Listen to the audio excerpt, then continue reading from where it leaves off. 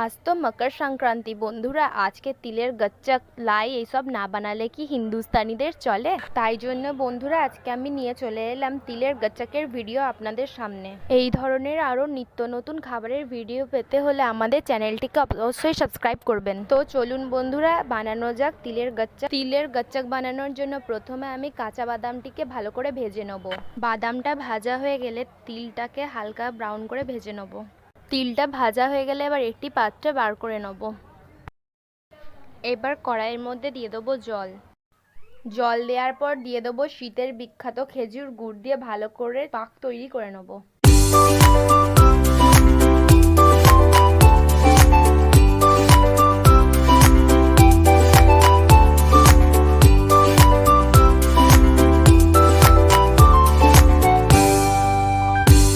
পাকটা তৈরি হয়েই এসছে, তাও একবার জলের মধ্যে সামান্য গুড় দিয়ে দেখে নেবো গুড়টা শক্ত হয়েছে নাকি। গুড়টা শক্ত হয়ে গেলেই পাকটা তৈরি হয়ে যাবে।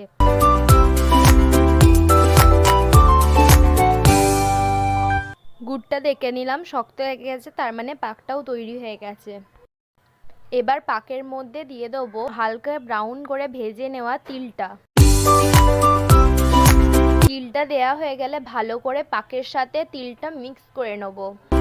তিলটা ভালো করে মিক্স করা হয়ে গেলে ভেজে নেওয়া বাদামটা দিয়ে দেবো। দিয়ে তিলটা যেমন মিক্স করলাম বাদামটা দিয়ে আবারও ভালো করে মিক্স করে নেব।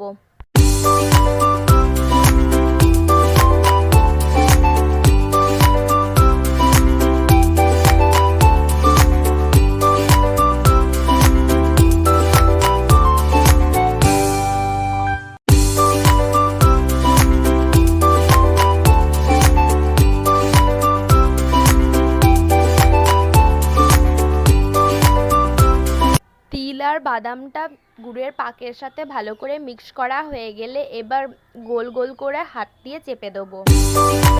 এইভাবে গোল গোল করে হাতের সাহায্যে চেপে নিলেই তৈরি হয়ে যাবে তিলের গচ্চক।